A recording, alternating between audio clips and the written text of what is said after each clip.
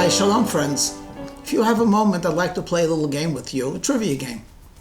We'll start off with some simple questions. Can you name 4 prominent mountains? Now that answer a lot of it will depend on where you're from. If you're from Japan, you might pick Mount Fuji. I'm an American, I might actually pick not something very tall, but I like Mount Rushmore. If you're from maybe Greek, Mount Olympus, and who has not heard from Mount Everest? Okay, that was an easy one. An easier one. Which one of them is the tallest? Okay, we all know. Everest beats all of them. But the next question is a little bit more tricky for you. Which of these mountains that you might have chosen, which I mentioned, has had the most profound influence upon you in the past and now in the present? And I can almost see you scratching your head because what are the options? Well, one choice would be none of them. And I would say none of them. So now comes the $64,000 question. Can you think of a mountain that is in height, in feet, not higher than Everest, but actually its elevation is much greater than any of the mountains, including all of them together? Can you think of a mountain that exists here today now that's profoundly affecting you and billions of people on a daily basis? Can you think of a mountain that you do need determination, resolve, and a bit of courage, but yet you do not need any physical, strenuous training for it? Okay, did I get you intrigued? I hope so. Because the mountain is called Mount Sinai. Mount Sinai, yeah. A small mountain somewhere in the wilderness of Sinai. Till today, we haven't been able to exactly identify with a certainty which one of the hills/mountains that are found in this wilderness is actually Mount Sinai.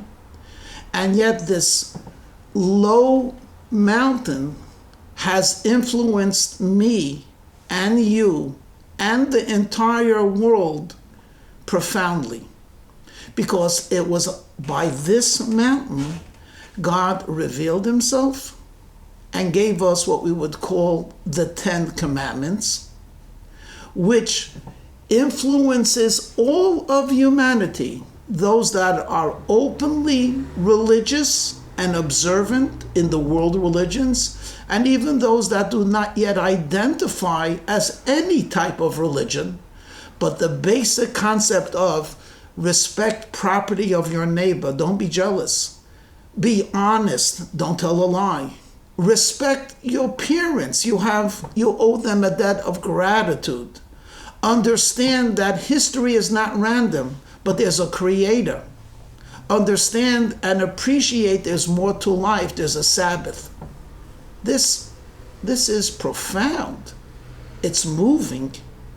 It is powerful. And it is genuinely real to us today. All from a mountain called Mount Sinai. And when did this mountain become prominent? A little bit more than 3,300 years ago. And yet, the discovery in italics of that mountain is incredibly important to us today.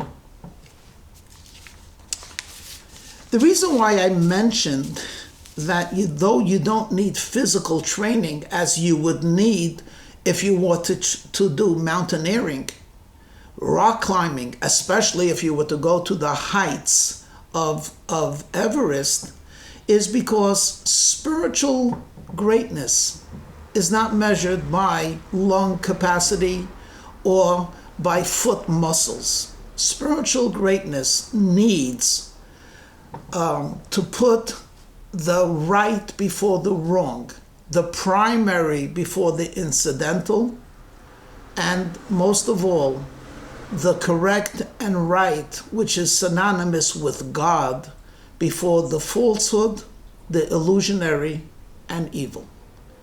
And you need courage for that. And you certainly need to be stalwart and determined to climb this mountain. So if you're in a neighborhood where crime is the norm, and young teenagers are taught if you want to get ahead and make money, you have to deal with substances which are illicit, you have to be a mountain climber. I am connected to Mount Sinai. Thou shalt not steal, thou shalt not lie. Of course, these are changing the words a little bit. The idea of respecting authority, which is A, God, B, your parents. No, I will not be swayed. Do you really think you could go against the tide? Absolutely. You see, because if we think about for a moment what is commonly called the Ten Commandments, and in the biblical narrative, we have millions of people experiencing this, not only hearing about it from their ancestors, but actually physically experiencing, men, women, and children experiencing, hearing the word of God, and to a certain extent seeing and sensing his presence. Why did it have to be on a mountain? Could have been on a flat area, could have been in a stadium. There are countless places where the word of God could have been broadcast to humanity and to the Hebrews, through the Hebrews in particular. But the rabbis of blessed memory gave us many answers, and here's one of them. God wanted to give the strength of a mountain to each and every one of us. You can't push a mountain. You could blow away dust. You could step on earth, but you have to climb a mountain. You just can't will it away, blow it away, push it away. We have the strength of Mount Sinai. And that is why when God spoke, he said, I am your God who took you out of Egypt. This is why God says, I don't want you to create an illusionary God. I don't want you to be fooled by the counterfeit. Don't make an idol. Don't worship something made by man. Understand there is a divine being who, though you might not be able to see it with your eyes, that is actually your strength and his. He's too big to be seen. He's too great to be limited. He is not only the creator of heaven and earth, but he is orchestrating history as a whole and your life in particular. Is that a message that is easy to keep today? If you're married, and we live in a world where the bonds of marriage are very loose. In fact, who needs marriage? Where being faithful, being loyal, keeping a vow doesn't seem to be so compelling anymore. Is that easy? But yet, we have the strength of Mount Sinai. Do not commit adultery. We have the strength of Mount Sinai. Your neighbor's property is his. Your neighbor's spouse is theirs. It is their marriage, not yours. Don't get involved. Don't interfere. Don't desire or lust. Yes, my friends, there is a mountain that exists. And if we don't even climb to the summit, but we're in the process of climbing it, we are actually more elevated than that great athlete who plants a flag on the summit of Everest. That's impressive on a very limited way.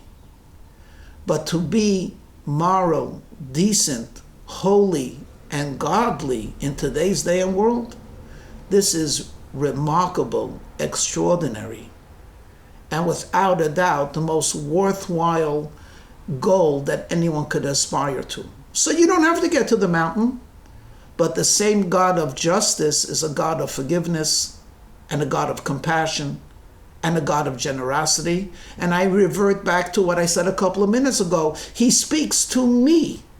He speaks to you in the personal. Okay. So what have we established?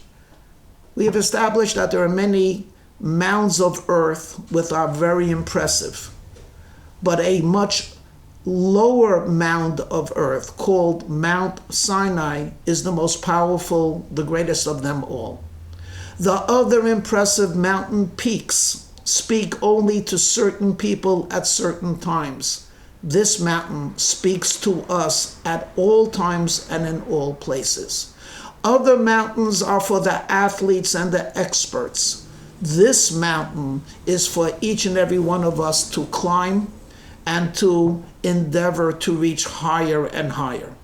Your first step on this mountain gives you power and energy, and indeed you are more elevated. You are higher to the heavens than the highest physical peaks.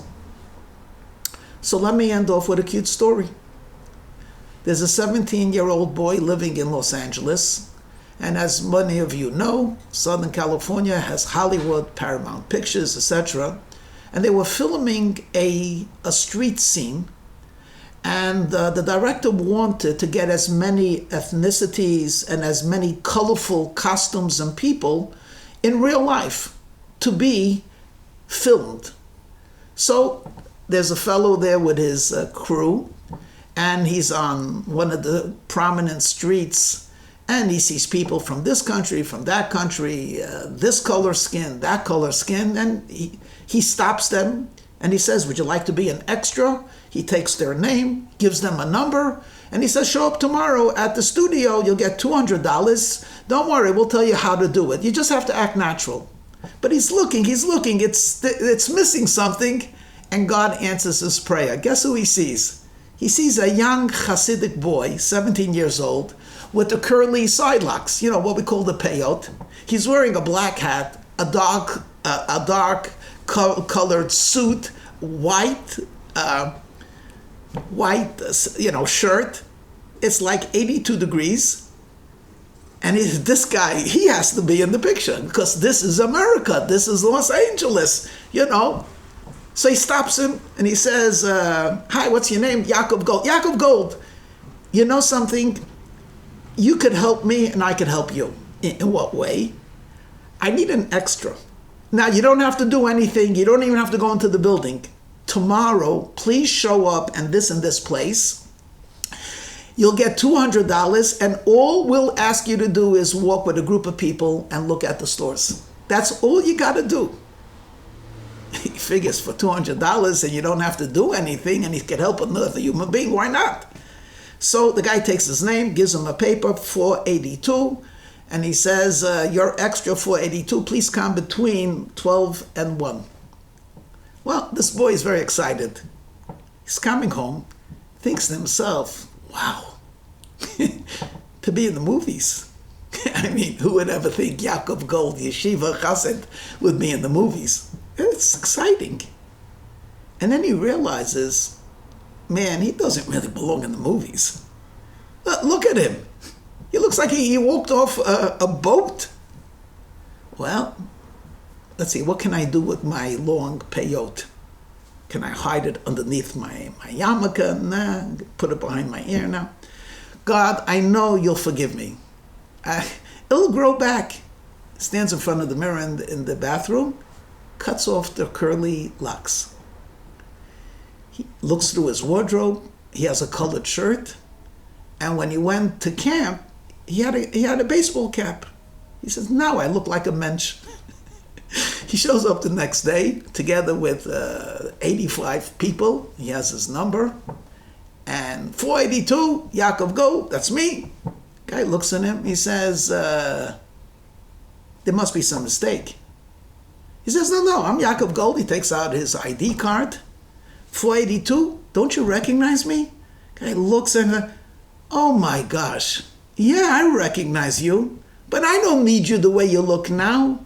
I needed you the way you looked yesterday, with the side locks, with the white shirt, with the black hat. Maybe it's not such a cute story. Maybe it's a story that should really make us think. Are we so attractive the way we look now? Maybe if we had that Mount Sinai mentality, maybe if we kept old-fashioned observance, and if you have the Jewish faith, if you kept the dietary laws, and you kept the Sabbath, and you put on your tefillin, and you dressed modestly, maybe that's what the world needs to see. So, friends, be a mountaineer. Shalom.